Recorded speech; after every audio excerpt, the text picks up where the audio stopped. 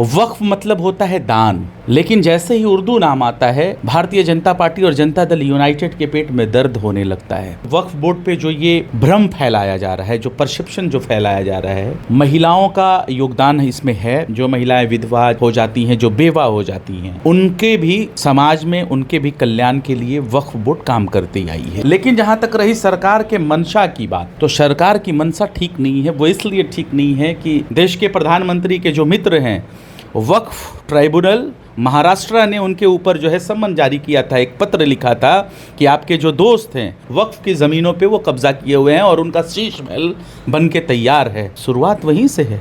अपने दोस्तों के बचाने के लिए इन्होंने आनन फानन में इस तरीके का बिल लाया। सर, ऐसा कहा जाता है कि वक्फ बोर्ड जिस पे हाथ रख दे जमीन उनकी हो जाती है। इससे बड़ा परसेप्शन कुछ हो सकता है क्या? आप किसी की देश में प्रदेश में किसी की जमीनें हड़प सकते हो ऐसे हाथ रख देने से? वक्फ बोर्ड राज्य सरकार का भी उसमें दखल होता है और केंद्र सरकार का भी वक्फ बोर्ड में दखल होता है। जेडीयू तो सहयोग कर रही है, सपोर्ट कर रही है। कहाँ सपोर्ट कर रही है? उसने लल्लन सिंह का देख लीजिए वक्तव्य संसद के पटल पे, उनके प्रवक्ता खुल के बोल रहे हैं कि ये मुसलमानों की तहसीब बिल है। वो जो लल्लन सिंह का जो बयान था संसद में कल दिया हुआ, वो लल्लन सिंह का बयान नहीं है, भारतीय जनता पार्टी का बयान था।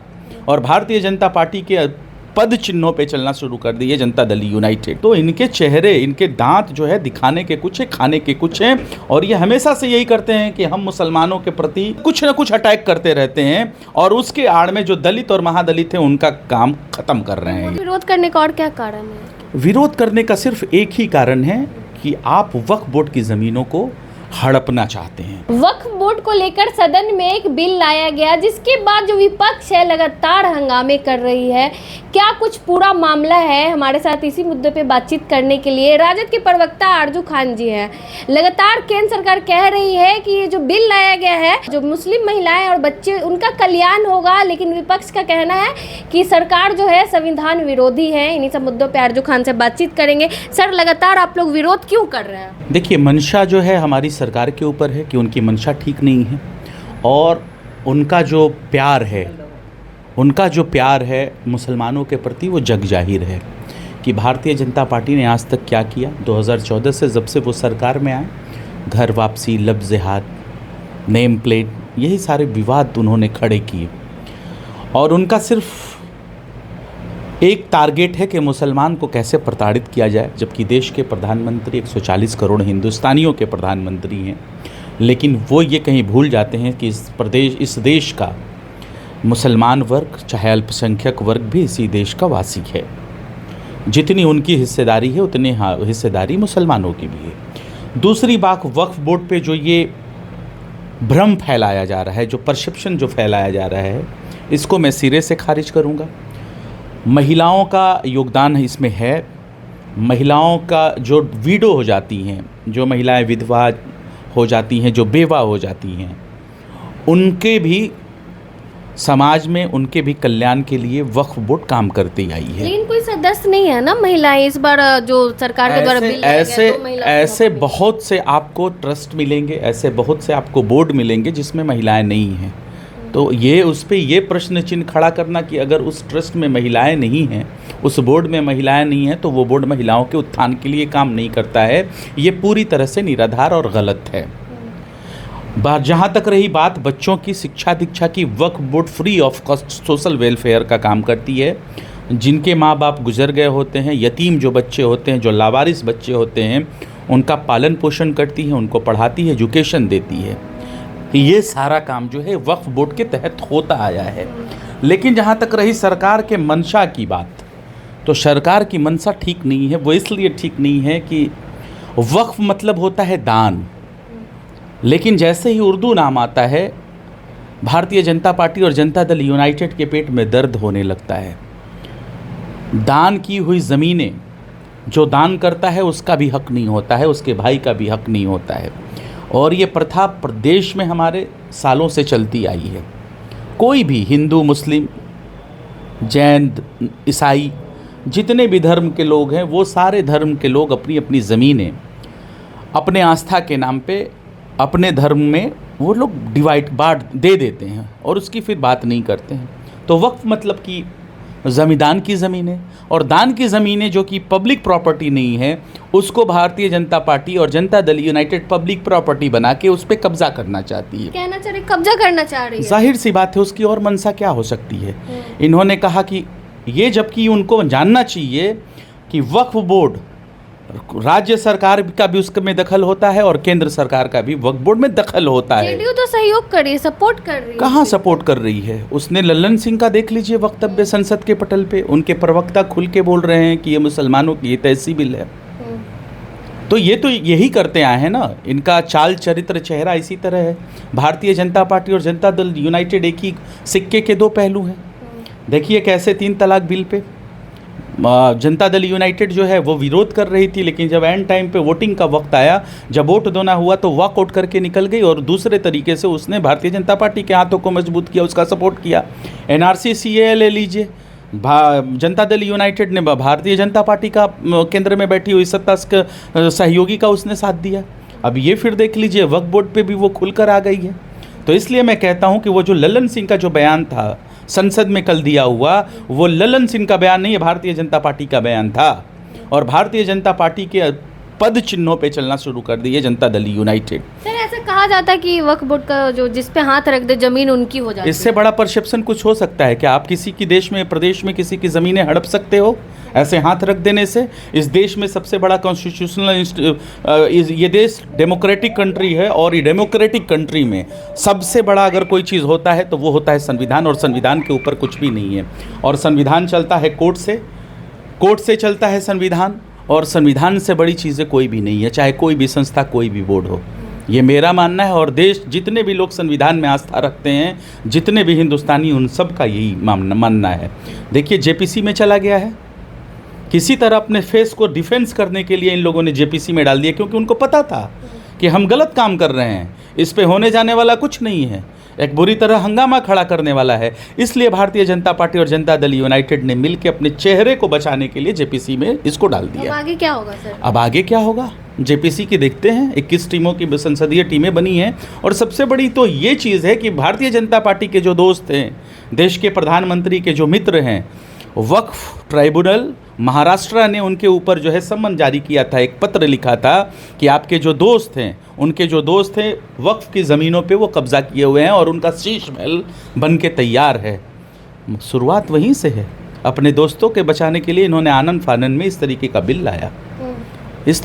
लाया, और ये परसेप्शन है कि वक्फ बोर्ड जिस पे भी हाथ रख देती है वो ज़मीनें उसकी हो जाती है। ये पूरी तरह से अफवाह फैलाया जा रहा है, इसमें कोई सच्चाई नहीं है। किसके द्वारा अफवाह फैलाया जा रहा है? सरकार में जो बैठे हुए लोग हैं। बिहार में जनता दल यूनाइटेड जो 18 सालों से भारतीय जनता पार्टी की पूरक है, और केंद्र में बैठी हुए 10 सालों से ज़्यादा की मोदी सरकार, इन लोगों का काम ही यही है। इन लोगों ने किया ही क्या? दादरी में क्या किया? बीफ के नाम पे इन्होंने कारोबार किया है। जिस टाइम आपको मुजफ्फरनगर में दंगे हो रहे थे बीफ के नाम पे, उस वक्त सबसे ज़्यादा एक्सपोर्ट इंपोर्ट अगर बीफ का कोई किया है तो वो भारतीय जनता पार्टी के वक्त में हुआ है। आप डेटा उठा के देख लीजिए, कोई भी आप डेटा उठा के एनालिसिस कर दीजिए, तो इनके चेहरे, इनके दांत जो है दिखाने के कुछ है, खाने के कुछ हैं, और ये हमेशा से यही करते हैं कि हम मुसलमानों के प्रति एक मतलब कुछ ना कुछ अटैक करते रहते हैं, और उसके आड़ में जो दलित और महादलित हैं उनका काम ख़त्म कर रहे हैं। मोदी जी तो कहते हैं कभी हम हिंदू मुस्लिम नहीं किया है। उनसे बड़ा अभी सबसे ज़्यादा बच्चे जनने वाली, सबसे ज़्यादा बच्चे पैदा करने वाली, ये लोकसभा में किसने कहा था? महिलाओं का मंगलसूत्र छीन के मुसलमानों के कोई हाथ में देने की बात किसने कही थी? किसने कही थी कि हम कपड़े पे देख के पहचानते हैं? किसने कहा था? पर उन्होंने ये भी कहा था कि ये सिर्फ मैं हिंदू मुसलमान करूंगा।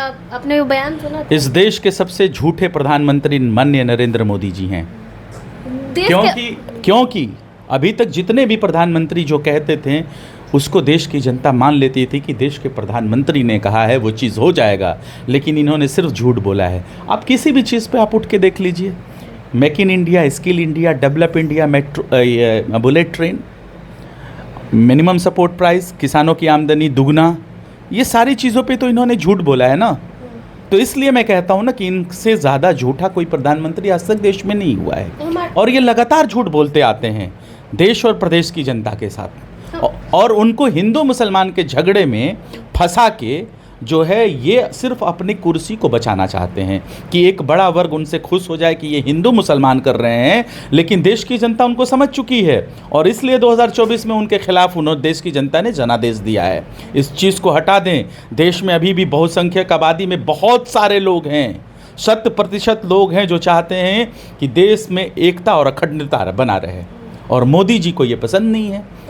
सर एक सवाल, हमारे देश में सबसे ज़्यादा ज़मीन मतलब टॉप 3 में वक्फ बोर्ड के पास है। पहला तो रेलवे के पास है, दूसरा डिफेंस के पास। यही तो सोचने वाली बात है ना। रेलवे की ज़मीनों में इन्होंने अपने दोस्तों को प्राइवेटाइजेशन कर दिया, दोस्तों को फ़ायदा पहुंचाया। सैनिकों की ज़मीन में भी उन्होंने यही काम किया। अब जो तीसरा वक्फ बोर्ड की ज़मीन है जो कि प्राइवेट प्रॉपर्टी है, न कि वो भारत सरकार की प्रॉपर्टी है, वो वक्फ बोर्ड की प्रॉपर्टी है, उस पर अपने दोस्तों को फ़ायदा दिखाने के लिए जो मैंने महाराष्ट्र वक्फ बोर्ड ट्राइब्यूनल की तरफ से जो गया है जो ज्ञापन कि ये ज़मीन पे जो मकान बना है ये वक्फ बोर्ड की ज़मीन है, तब इन्होंने अपने दोस्तों को बचाने के लिए ऐसा बिल लाया जल्दीबाजी में।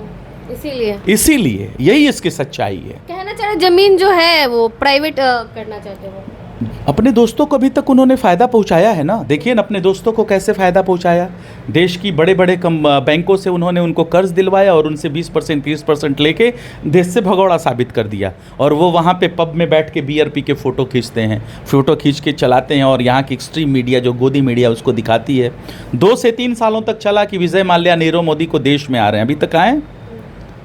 भगाने में किसका सहयोग? अभी प्रज्वल रवन्ना को किसने भगाया? देश की सत्ता में बैठी हुई पार्टी ने। गैर मुस्लिम लोग भी अब इसमें सदस्य होंगे सर। ये आप ये बताइए कि ये कहीं से ठीक है, उचित है? अगर आप बहुसंख्यक समाज से आते हैं और आपके अगर मंदिर में कह दिया जाए कि कोई मुस्लिम अब रहेगा, ये कहीं अच्छा लगेगा किसी को? आप ये सोचने की समझिए ये कितनी बड़ी साजिश है। अगर एक मुसलमान को अगर आपके मंदिरों में अगर उसको कहा जाए कि आप मेंबर रहिएगा और यहाँ की चीज़ों को देख रेख करिएगा, ये एक्सेप्टेबल है? एक्सेप्टेबल नहीं है। तो उसी तरह अगर मुसलमानों के अंदर अगर आप मुस्लिम कम्युनिटी के हिंदू कम्युनिटी के किसी आदमी को भेजते हैं तो ये सिर्फ आप झगड़ा लगाना चाहते हैं। यही आपकी मंशा है ना, क्योंकि वो तो एक बोर्ड है, एक ट्रस्ट है, और वो भी भारत सरकार और बिहार सरकार के वजह से चलती है। जितनी भी उसमें चेयरमैन की बहाली होती है, जो भी चेयरमैन बनता है वो सब राज्य सरकार के द्वारा बनाए जाते हैं और राज्य सरकार के द्वारा उसके मेंबर चुने जाते हैं। तो रेवेन्यू देती है वो बिहार सरकार को और भारत सरकार को, और इसमें सीधा सीधा दखल है राज्य सरकार का और भारत सरकार का। उसके बाद भी ये क्यों ऐसा करना चाहते हैं और इस तरीके का परसेप्शन और झूठ फैला रहे हैं? ये आप इनकी मंशा देख लीजिए। और सिर्फ विरोध करने का और क्या कारण है? विरोध करने का सिर्फ एक ही कारण है कि आप वक्फ बोर्ड की ज़मीनों को हड़पना चाहते हैं। चलिए, हमारे साथ राजद के प्रवक्ता आरजू खान जी थे। इनका साफ तौर पे कहना है कि जो केंद्र सरकार है वो वक्फ बोर्ड की ज़मीन को हड़पना चाहते हैं। बाकी आपने सुना इन्होंने क्या कुछ कहा। बाकी आप भी अपनी प्रतिक्रिया कमेंट बॉक्स में ज़रूर दें। धन्यवाद।